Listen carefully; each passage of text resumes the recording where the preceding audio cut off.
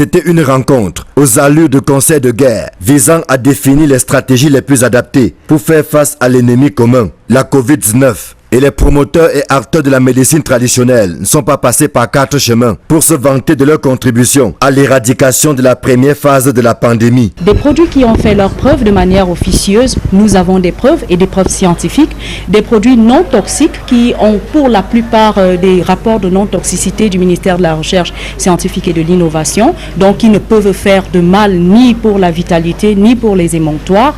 Donc ces produits, nous savons que c'est grâce à eux que le Cameroun a été stabilisé lors de la première attaque. Même pour le deuxième variant, le nouveau variant qui est actuellement présent dans notre territoire, nous avons trouvé des solutions ultra efficaces qui, même pour les cas de comorbidité, résout le problème en moins de 7 jours.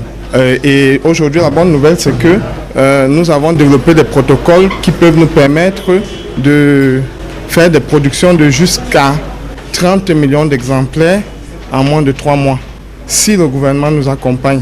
Le gouvernement est conscient de cette contribution et entend aller encore plus loin. Mais cette confiance des pouvoirs publics n'exclut pas la méfiance. Le secteur de la médecine dite alternative étant envahi par des charlatans et autres vendeurs d'illusions. Parce qu'il va falloir, lorsque nous avons un produit, tout au moins que nous testions l'innocuité du produit. Parce qu'aujourd'hui, je ne vous dis pas, moi-même j'en consomme.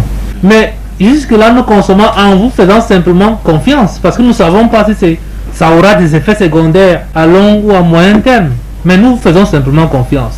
Or, il y a ceux qui ne vous font pas confiance. Voilà qui relance le débat sur l'encadrement de la médecine traditionnelle. Je crois que nous avons eu déjà des premières réunions d'ailleurs à la primature. Et donc, je pense qu'on pourrait aller assez rapidement. Parce que ne nous mentons pas. Dans ce secteur, il y a ceux qui sont sérieux et ceux qui ne sont pas sérieux du tout. Nous pensons que l'encadrement que ces textes réglementaires ou textes de loi devraient apporter, ce serait pour permettre à ceux qui sont sérieux de mieux faire leur travail et de vivre de leur travail, et à ceux qui ne sont pas sérieux de pouvoir libérer l'environnement. Parce que malheureusement, dans ce secteur, si on ne traite pas, on tue. Avant les acteurs de la médecine traditionnelle, le ministre de la Santé publique s'est entretenu avec les membres des différents ordres professionnels ainsi que des sociétés savantes. Il était question de trouver des solutions endogènes efficaces et pérennes dans la riposte contre le coronavirus qui a déjà tué plus de 600 Camerounais pour environ 48 000 infections.